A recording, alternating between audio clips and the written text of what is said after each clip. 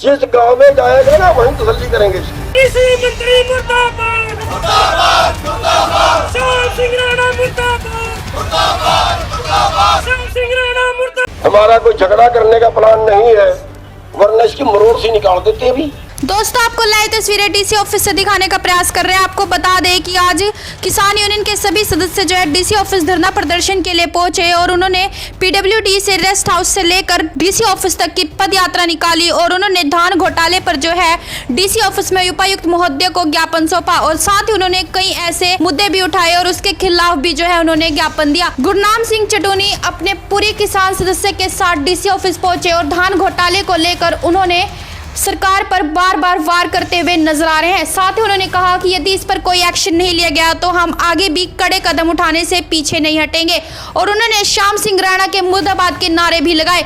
आइए पूरा मामला दिखाने का प्रयास करते हैं और क्या कुछ कहते हैं गुरनाम सिंह चटोनी वह भी आपको सुनवाते हैं। आप सभी से रिक्वेस्ट की वीडियो को शेयर करते रहिए और कमेंट में अपनी राय जरूर दें और ऐसी खबरों के लिए बने रहे आवाज हरियाणा न्यूज नेटवर्क के साथ। और ये भी ना कहे कि ये खुद मंत्री रहेगा 1000 साल के लिए। अगले बार फैसला करो, जब चुनाव आएगा पूरी भारतीय किसान यूनियन के एरिया में बढ़ेगी आके, इस पे ना वोट पड़ जाए। मंजूर है सबको? जिस गांव में जाएगा ना वहीं तसल्ली करेंगे इसकी। खैर, सवाल इस चीज का है कि हम जो चाह रहे हैं, हम ये चाह रहे हैं, फिलहाल तो हमारा कोई दंगा करने का प्लान नहीं है, हमारा कोई झगड़ा करने का प्लान नहीं है, वरना इसकी मरोड़ से निकाल देते भी।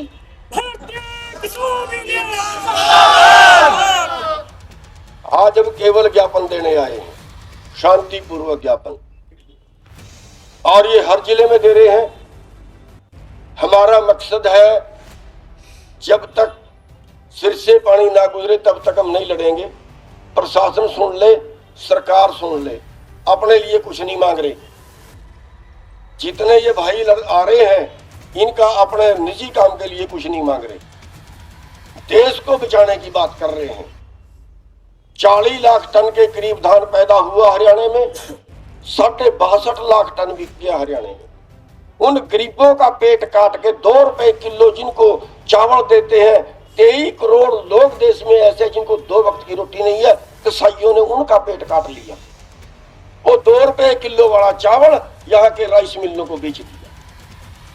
2 साल पुराना चावल 2700 रुपए क्विंटल, 1 रुपए साल पुराना चावल 3000 रुपए क्विंटल। कईयों के तो राइस मिल ही नहीं है, सेलर ही नहीं है, खाली वहां से चावल मंगाया, केमिकल में धोया, वापिस सरकार को बेच दिया।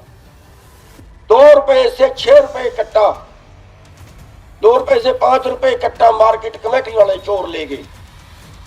6 रुपए से 10 रुपए कट्टे वाला कट्टा डीएफएससी और खरीद एजेंसियां चोर ले गई और 15,000 रुपए पर ट्रक एफसीआई वाले चोर ले गए।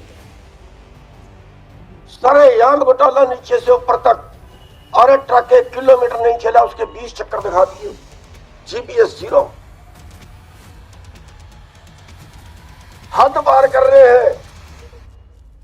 शिकायत की 74 क्विंटल की एवरेज आई शाहबाद की अनाज मंडी में, 74 क्विंटल एकड़ की एवरेज आई शाहबाद मंडी में। हमने शिकायत की और उस शिकायत पे पोछा मार दिया। कितने बड़े घोटाले पकड़वाए, हम घोटाले पकड़वा के दे रहे हैं और ये उनको बचाने में लगे हैं। आप हिसाब लगा सकते हो, जब कृषि मंत्री खुद ही ऐसा बयान दे रहा हो तो फिर उनको चोरों को कौन पकड़ेगा?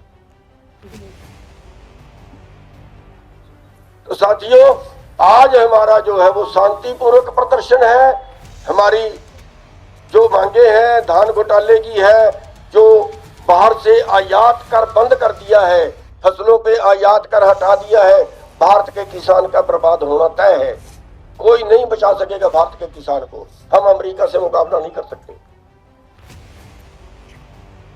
बिजली बिल आ गया है, सारी प्राइवेट कर रहे हैं, बीज सारा प्राइवेट कर रहे हैं, जीएमबी जाएंगे, भारी बीमारियां फैलेंगी। कोई इस पर रिसर्च नहीं है। आया था, बहुत मुश्किल से बंद कराया था भारत के अंदर। आपको ध्यान होगा सबसे पहले बीटी बैंगन आया था, तब बहुत संघर्ष करके बंद कराया था। जो है वो कई पॉइंटों पे घोटाला हुआ है। सबसे पहले पोर्टल में घोटाला है। 1,36,000 एकड़ का पोर्टल वो हुआ जो किसी किसान ने नहीं कराया और वो पास हो गया, उसकी वेरिफिकेशन होगी। 64,000 एकड़ का उन जिलों का पोर्टल हो गया जिनमें धान पैदा ही नहीं होता, ना ही वहां बीजा। मंडी में आने के गेट पास काट दिए, मंडी से जाने के गेट पास काट दिए। कई ट्रक तो वो हैं जो 1 किलोमीटर नहीं चले, जीपीएस बता रहा है उनका। जो मंडी से आउट गेट पास कटता है उसका तुलाई होती है, वो तुलाई बंद कर दी गई। और उसकी जो कैमरे होते हैं उन कैमरे का कोई रिकॉर्ड नहीं रखा।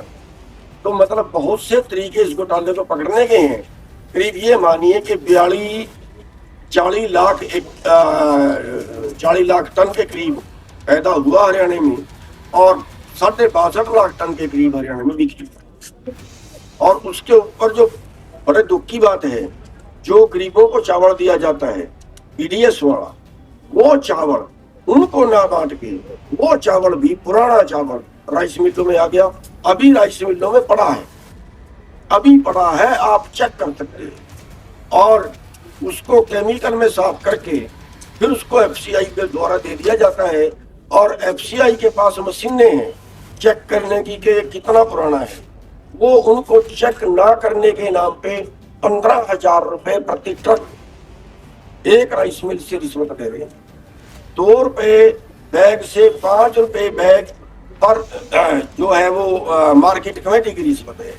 6 रुपए बैग से 10 रुपए बैग खरीद एजेंसियां DFSC की रिश्वत है। ये बड़ा एक सुनियोजित घोटाला है। अगर आप इसको पकड़ना चाहें तो बिल्कुल बड़े 100% तरीके से पकड़ा जा सकता है। जहां जहां इसकी FIR दर्ज हुई वहां पकड़ा भी गया। तो एक तो हमारा ये मैटर है, और दूसरा जो हमारा ज्ञापन है वो जो सरकारी हॉस्पिटल, प्राइवेट हॉस्पिटल हैं, उनके अंदर आधे ऑपरेशन वो हो रहे हैं जिसकी जरूरत नहीं। 2 रुपए की गोली पे नाम बदला उसका, सॉल्ट हुई है, इस हॉस्पिटल में और है, दूसरे हॉस्पिटल में और नाम से है। 2 रुपए की गोली 200 रुपए में बेच दी। बिल्कुल डकैती चल रही है लोगों के स्वास्थ्य। और यही मतलब कोई वहां पे लिस्ट नहीं है। एक्सरे कितने का है, अल्ट्रासाउंड कितने का है, MRI कितने की है, ऑपरेशन कितने का है, कोई रेट लिस्ट नहीं। तो उसके उनको लूटने की एक तरह से कानून में छूट दे दी गई।